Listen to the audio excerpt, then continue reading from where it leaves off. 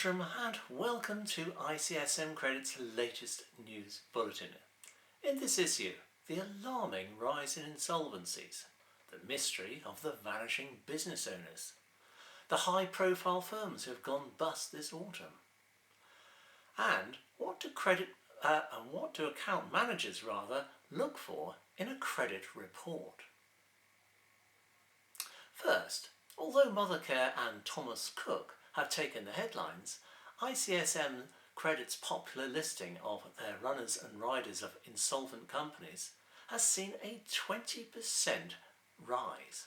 Donald Swift, president of the Insolvency and Restructuring trade body R3, commented, "Uncertainty and stop-start stockpiling are among the factors hitting recruitment, investment and wider business health. And we're seeing more businesses worrying about their cash flow levels and their order books over the next quarter and next year." And he also mentioned the Brexit word, political uncertainty in the UK and the general direction of travel of the country's economy, which is depleted order books, as well as other issues. The bricks and mortar retailers, for instance, were still grappling with the challenges of their online rivals, while manufacturing output and confidence is low. Car sales and manufacturing have also declined, he said, along with the construction industry. Next, Paul Carrott of ICSM Credit spoke to me about the mystery of the disappearing business owners. So we're talking about basically people dissolving their company in order to run away from their responsibilities, I guess. Yeah, that's right. I mean, it's a big problem at the moment. I mean, you're supposed to liquidate or go into administration or follow an insolvency procedure if you can't sort of run the company effectively, if it's running into financial difficulties and you can't get out of it. But it seems to be an ongoing trend at the moment with people actually just leaving it to company's house, and they just don't file their accounts, they just don't answer the phones, they vacate buildings and just leave it to rot, sort of thing. A lot of people don't realise that what they can do in those instances is apply to company's house to object to a dissolution going ahead. You have to have proof of the debt, and it has to be within a 6-month time frame, so your proof has to be within a 6-month sort of age frame, if you like. It does help if you've got legal action underway or some form of collective action going ahead. But I think because it's happening so much, what I'm seeing more so recently is that companies' house are becoming less and less helpful with that sort of process, and they're not putting the objections through after a certain point. So as well as when a company has a dissolution warning there, you can object to that. Once a company has dissolved, you can apply to bring it back from the dead almost, by proving that there is debt there. Just dissolving a company that has debt behind it is technically illegal. It's not something you're meant to be able to do. So traditionally this would be sort of people would be winding down their company as they're looking to retire and perhaps pack it all in, but settle with the creditors. So so in these instances, can creditors band together, or how does that work? Yeah, they can do. I mean, it depends on the value of debts that are left behind. I mean, realistically, if a debtor company is looking to fold because they can't pay their bills and they can't afford insolvency either, they should invite their creditors to wind them up and petition together to wind them up. That, if they've got enough creditors there, it will cost them next to nothing to all join together and do.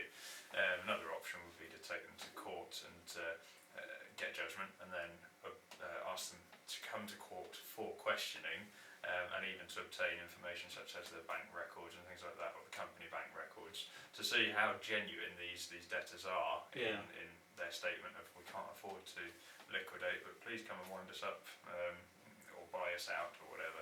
Sometimes it is a bluff, it's to throw people off, so it does happen. But dissolution as a whole, if you're looking to retire, or the business you had your fill of it and you're ready to close it down, dissolution is fine, but you can't leave people high and dry.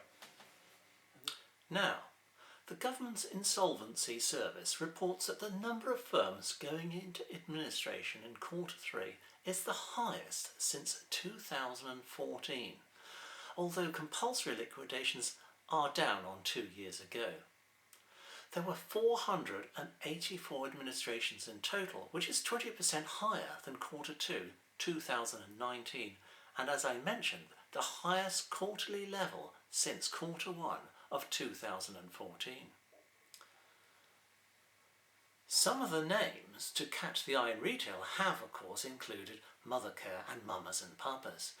But in the printing industry, Odessa Print Group and Latimer Trend have both gone. Kirby Homes and Lanhill Construction have also appointed liquidators in the building trade, amongst many others. Gray's Taverns and Backley's pub company have also seen creditors' voluntary liquidations. That's in the hospitality sector, and it seems there are pubs going bust every week.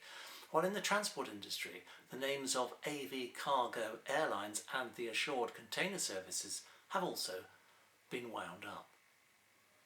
Every month, ICSM Credit publishes a newsletter. It's a free newsletter which you can subscribe to, and in the newsletter there's lots of news about the industry, liquidations, administrations, etc. And also it's a long list of firms that have gone bust in various sectors. It's under the Runners and Riders heading. Very popular, certainly worth subscribing to. And there's always a section in there on its micro debt recovery service. It's a free service for members of ICSM. Essentially, it's where you've got an invoice that's not been paid for several years, often 2, 3, 4, 5, 6 years. As long as you've got the paperwork, it's only a few £100s, we'll chase it up for you and recover the money that is yours. It has about an 87% hit rate, so it's certainly worth doing, so do contact ICSM.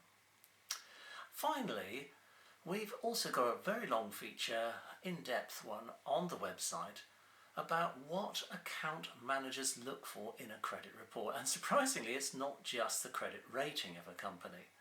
They look at things such as the histories and backgrounds of the directors, and why has a company, for instance, been recently revalued? Who revalued it, for instance? Why is it suddenly worth a lot more money than it was last year? And why are accounts submitted late? That's another big plus. It's certainly a good read and worth taking a look at the ICSM website. Well, that's all I've got time for this time with the ICSM News Bulletin.